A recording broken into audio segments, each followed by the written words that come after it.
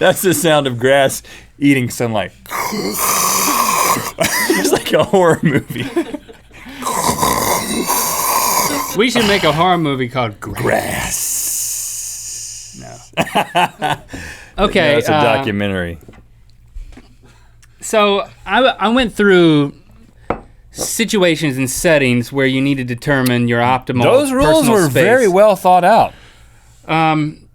But the one thing, the knee thing, I don't know how you came up with that. Well, because did you it's practice true. this with your wife? It's true. It just. You say, hey baby, how close do we stand to each other? Hold on, let me bend down. Oh, there's my knee. There it is.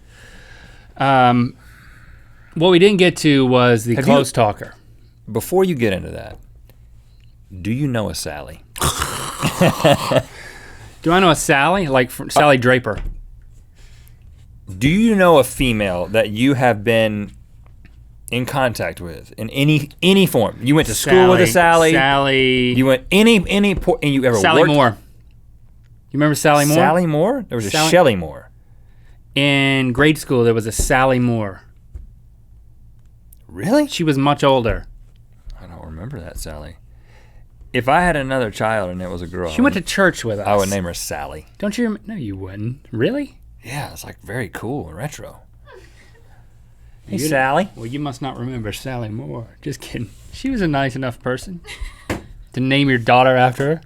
Sally But you Moore. don't remember. Oh, her brother was Andy Moore. Andy Moore's sister. Yes, Sally Moore. Here you are. Hey, Sally Moore!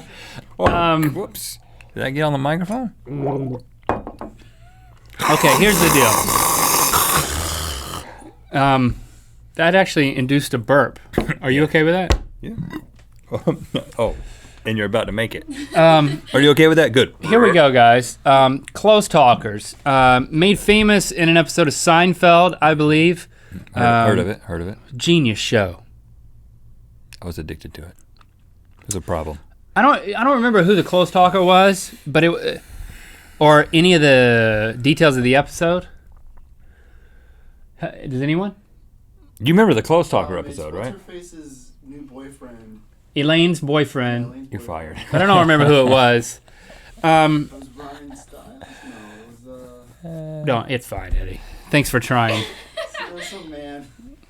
Once I Parents are there and they're talking. another little burp there. Okay, okay, I'm gonna move on since you don't know. Nobody knows.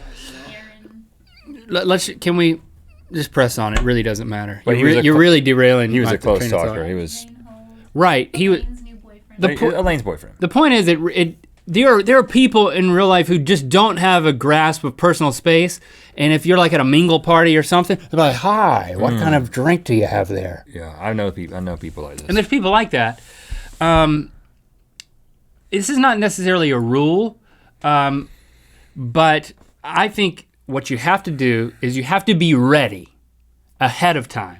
Because this is an awkward moment. To deal with any awkward moment, you have to have made a decision ahead of time what you're going to do, and then you have to be resolved to do it in that instance. And in this one, it's just so simple as, would you mind giving me a little space? And you can say it in any way you want. If you don't like the person, you can say it like that. But if you like him, you go, hey, would you mind giving me a little space?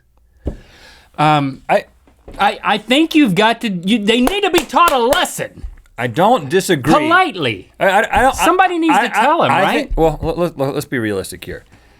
This would be effective, and it would definitely stop the behavior, and it would probably stop the behavior not only with you, but with other people. If this person was doing this with multiple people. But I think this is the kind of advice that most people can't follow. I think you got to come up with something else that's like a physical fake out. You know, like if you get close to me and I'm like, or something like give him a get Dennis close. Rodman elbow? No, get close. If you get close and I'm like doing my hair and I'm like, oh, sorry, oh, sorry. They'll be like, this dude fixes his hair in the middle of a conversation. And then you're the weird one.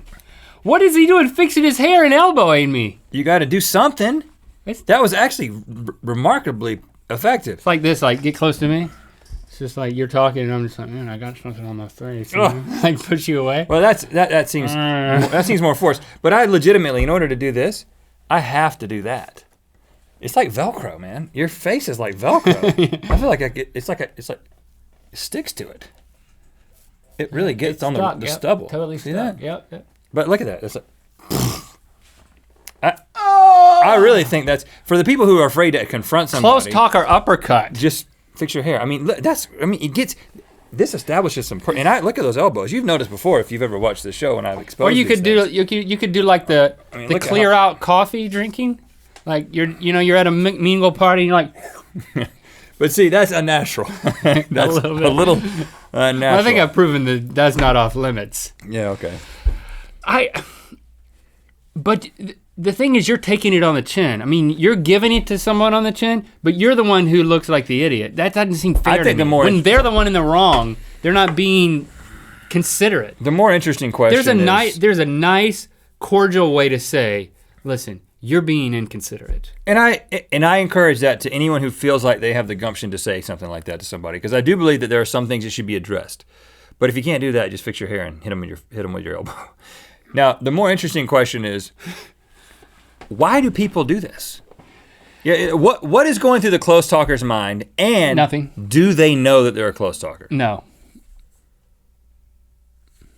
But you have to make a decision at some point in your life that I'm going to get this close to people that I talk to. They could be hard of hearing. They could have a certain brain makeup that makes them not sensitive to people's personal space. Depth perception. Might have Bad depth perception. Depth perception issues. Depth perception. Loudly sometimes. Oh, we're making this about me, huh? Stevie said, well, you talk really loud sometimes. Because you can't hear because of the wings. I do think I have a hearing problem. You hear that? No, I could see that you were doing something, but so yeah, if you have a hearing problem, I don't mind. I should get it checked out. I don't mind that. But I don't think that's what's going on at all. I think it's just it's a social disconnect. Everybody in the brain. Everyone has, and it's not their fault. Like this inner calibration to kind of know when they are doing something that seems normal. And there's people on both ends of the spectrum. Somewhere there's a person that won't get close enough to you. Right. Somewhere there's somebody who's like, why is this guy so far from me? Is there something wrong with me? There's a far talker out there. You know, it's inevitable that there's a far talker. Fart talker. Fart talker. I'm a fart talker. Because I fart when I talk, and I get far away from people so they can't smell them. It's shameless, really, how you do it sometimes. Middle fart, man. So we've given you two options. Go and Uppercut, be golden. Uppercut.